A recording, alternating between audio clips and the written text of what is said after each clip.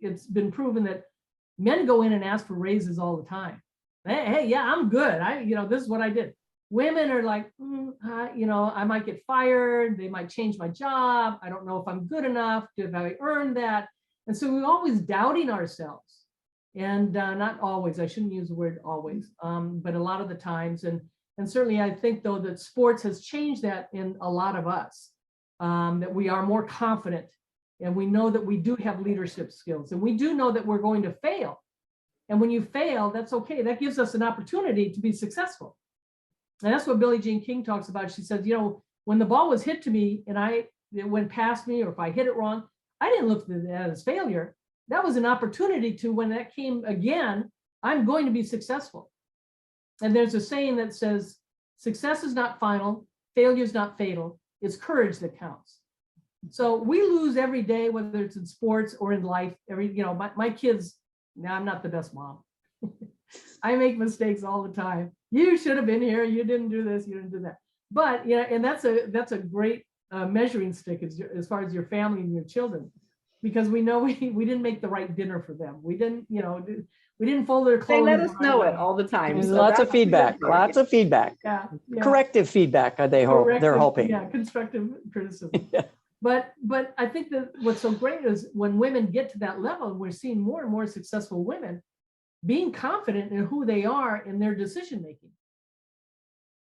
Why did you stay? And did you ever, when you called home in that first year, what was that like?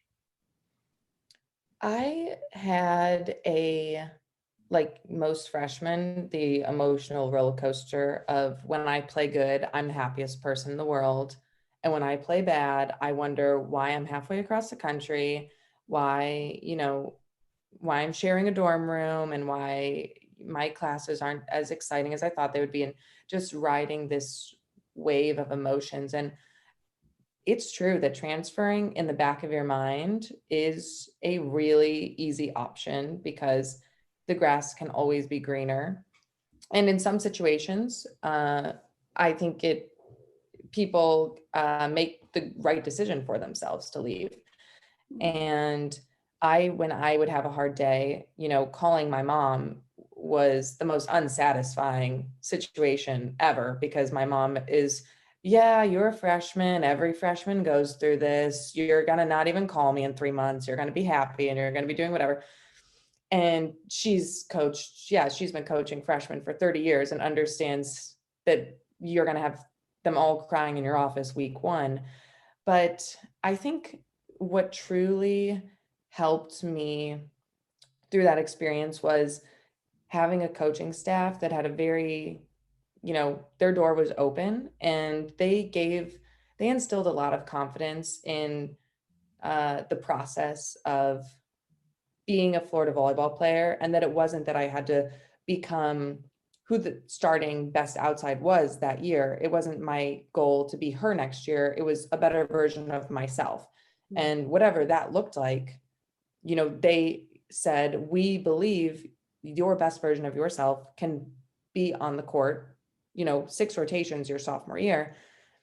And that conversation isn't the same for everybody. I think Mary does a really good job of that, because her idea, I don't want to put words in her mouth, we've spoken about this. Her idea is that she wants you to have the best experience for you as possible. If that means getting the exact degree you wanted, that's excellent. And if that means being a person who rotates in practice and doesn't get a lot of playing time but loves being on the team, then there's a leadership role for you. And there's a way that can be done where you're not viewed as less important than anyone who's on the court all the time.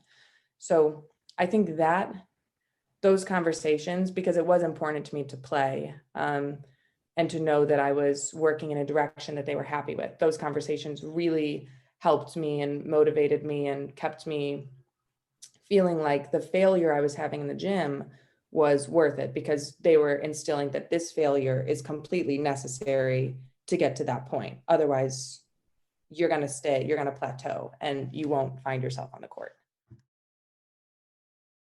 So what do you think male coaches can learn from female coaches? Because you've been coached by both. You've been in an environment where you were part of a coaching program of male and female. What great words of wisdom do you have from a coaching perspective?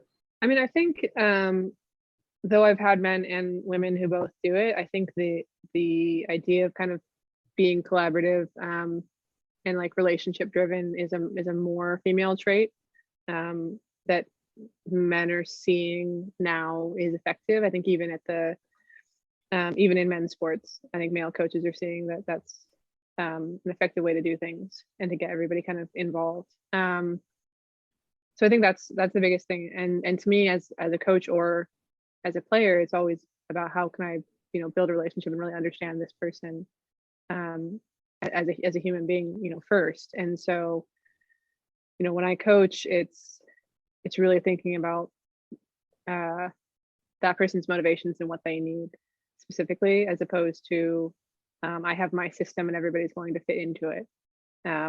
So I think it's like, okay, where does this person come from? You know, what's their background? Are they the oldest sibling? Are they the youngest? Like what, you know, what are all the things that have made them who they are? What are their anxieties, you know? And because they're going to take all of that onto the court with them. So we have to be aware of them and figure out, you know, what's going to be beneficial, what's going to be a hurdle for us to get over. And I think the more that I coach, the more I end up talking about all of that as much or even more than, you know, the technical side of things, particularly as you get to, you know, even higher levels. I think everybody knows how to play volleyball and you can coach them the technique and the strategy, but at the end of the day, you know, you're going to get onto the court and it's like, are they going to be able to pass this serve on game point? Has very little to do with whether or not their technique is good. We know that part. So I think that those are kind of traits that tend to be more kind of feminine, that are important, that I think, again, male coaches are learning as well. And I mean, a lot of, you know, what we just finished talking about is what we're trying to do with PATH, which is like, again, most coaches aren't trained in this. They didn't learn it from the person who coached them. And so, and we recognize that. So, okay, well, you don't have to talk about it if you don't know how to yet. Like we have a video up here for you. So G.I.V.E.H.O.P.E can talk about it for you, or Karch can talk about it, or I can, and you just have to press play and we'll give you the questions to ask afterwards and you can have a good conversation. We'll give you the action items so that we can be sort of an on-ramp for those coaches. It's really simple. That again, just takes like 10 minutes to do, you know, once every week or so, just to make it as easy as possible for people to go, okay, how can I just start to insert some of this stuff? And, you know, what we're positing is that it's going to help your athletes be better athletes, which is what, you know, we want. And to Kathy's point, is going to help you win. And then also kind of the greater goal of all of us, hopefully, which is, can we create, you know, people who are good, happy, you know, competent human beings. What I'm hearing is relationships, right? Like you are definitely feel like your female coaches were in relationship with you somewhat the same way they would be in relationship with their child, right? Really just that great connection. Did you feel the same relationship with your male coaches, or what was the difference?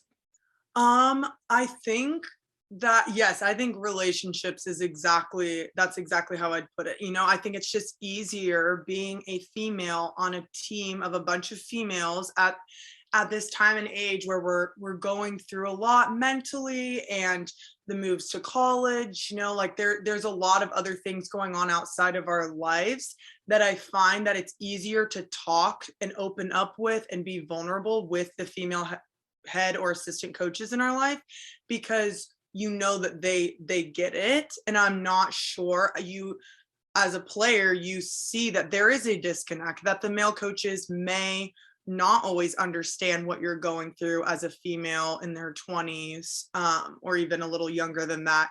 And so I think that comfortability allows you to extend your relationship in the volleyball world, in terms of, I know that I'm creating a great relationship with this female head coach. And so it's going to be easier to have tough volleyball conversations because we've already established that foundation on like a deeper below surface level.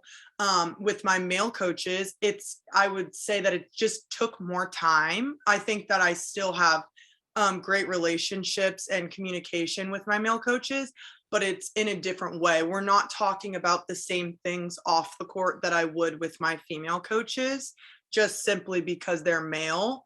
And I think even the way that I categorize their off days because obviously coaches, no one's perfect. Coaches have off days too. I think in my mind, even if I wouldn't verbalize it or vocalize it, I would be like, oh yeah, like I think I had more empathy. I found myself having more empathy for my female coaches because in my mind, I'm like, well, they're a mother and, you know, I know what it's like to be a female. And there's just so many other factors that we could go into that are frustrating just being a female in general.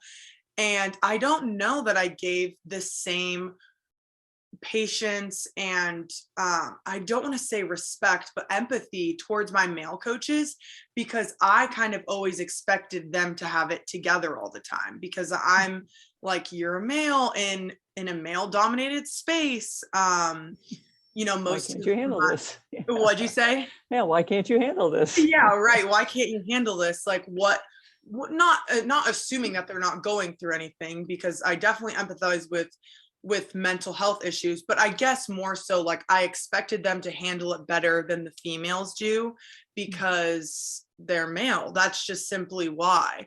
And I would try to I would try to distance myself from those thoughts, but I couldn't help it sometimes from just thinking like giving more patience to my female coaches than my male.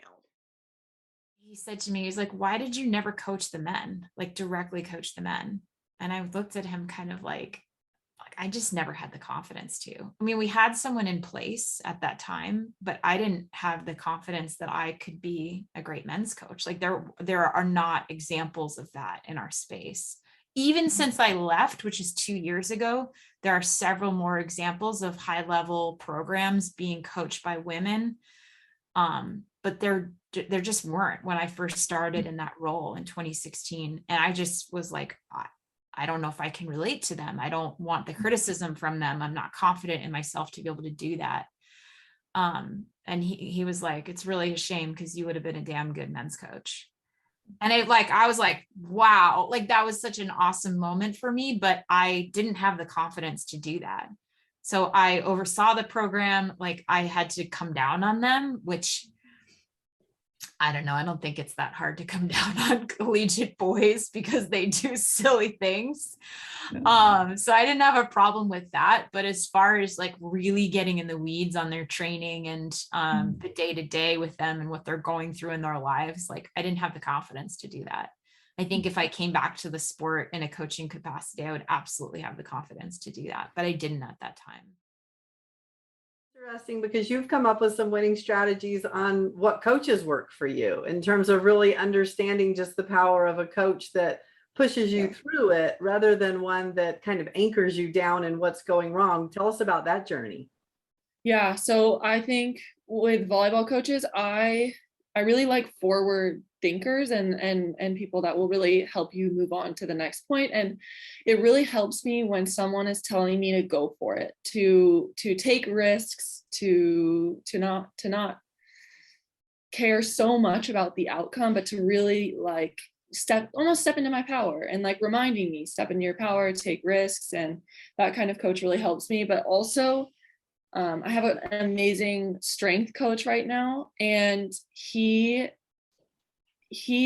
is asking us to motivate ourselves. So he is slightly externally motivating us, like work hard, but he'll say like, you need to push yourself. I'm giving you these reps. I'm telling you, do the weights that push yourself. And however great you want to be is however much weight you're going to add on the next rep, or how focused you're going to be during the session, or how hard you're going to do these 2 sprints back and forth. He's really asking you to push your own limits and push yourself. And for me, that's been really empowering. Being abroad, also at UW too, I just want consistency on how a coach coaches. So my hardest time is whether it's a day-to-day in training or a game, if you're a different person on game day because the pressure's on the line than what you were Monday through Friday. So I think in the past, I've had some problems.